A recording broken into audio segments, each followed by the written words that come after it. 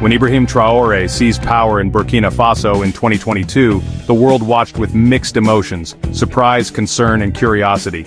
Just 34 years old, Africa's youngest head of state at the time, Traoré entered the scene like a storm.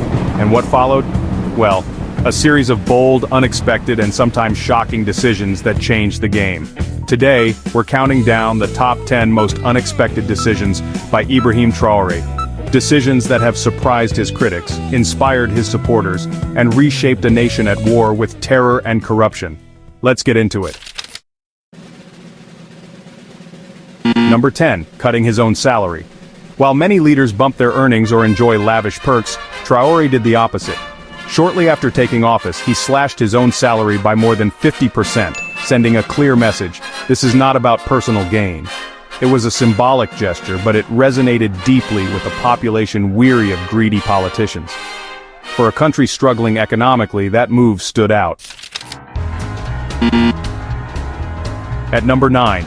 He ditched the traditional presidential convoy. Instead of rolling with dozens of armed vehicles and sirens, Traoré shocked locals by showing up to events with minimal security. Some even spotted him riding on motorcycles and mingling freely with civilians. Was it risky? Yes. But it humanized him in the eyes of the people. Some called it reckless, others called it revolutionary. Number 8. Calling out France. Past leaders of Burkina Faso were cautious about criticizing their former colonizer, but Traoré, he didn't hold back. In speeches and interviews, he openly accused France of meddling, exploiting resources, and failing to help fight terrorism. It was bold, and it marked a dramatic shift in foreign relations. Which brings us to number 7, expelling French troops. Yes, he actually gave French forces the boot. In early 2023, Traoré demanded the withdrawal of French military personnel. Critics feared this would leave a security vacuum, but he insisted Burkina Faso needed sovereignty, not dependency. It was unexpected and historic. Number 6, turning eastward. With France out, Traoré began cozying up to new allies, namely Russia. Rumors of cooperation with the infamous Wagner Group surfaced. While the government denied formal contracts, the shift in alliances raised eyebrows globally. For Burkina Faso, this was a major geopolitical pivot. At number 5, mobilizing civilians into a people's army. Faced with relentless jihadist attacks, Traoré did something drastic. He called on ordinary citizens to enlist as volunteer fighters. Thousands signed up. While controversial, this move helped boost morale and community defense. It also showed how deeply he was willing to involve the people in reclaiming their land. Number 4, no rush for democracy. Instead of quickly restoring civilian rule as promised by the transitional government, Traoré delayed elections. His reason? We can't have elections while half the country is under threat.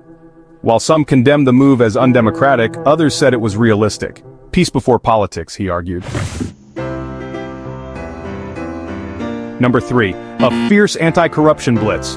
Traoré launched aggressive investigations into past administrations, froze suspicious accounts, and fired top officials with questionable ties.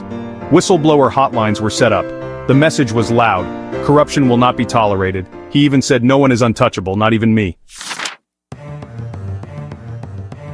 At number 2, spreading Panafricanism with fire. Traoré began to speak like a revolutionary, referencing Sankara, promoting self-reliance, and inspiring other West African countries to rethink their alliances.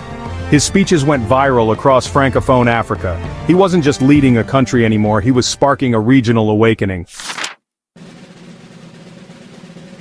And finally, number 1 is saying no to Western aid. Possibly the most unexpected decision, Traoré began rejecting millions in foreign aid because it came with political strings. While most developing nations scramble for international funding, he chose to tighten belts, focus on local solutions, and keep decision-making free from foreign control. This move stunned the international community. But to his supporters, it was the ultimate declaration of independence. Whether you see him as a visionary or a risk-taker, one thing is clear. Ibrahim Traoré isn't playing by the old rules. In just a short time, he's shaken the status quo and sparked a new kind of leadership in West Africa. But what do you think? Is Traoré the leader Burkina Faso needs, or is he taking too many risks? Drop your thoughts in the comments and don't forget to like, subscribe and turn on notifications for more bold stories from around the globe. Thanks for watching.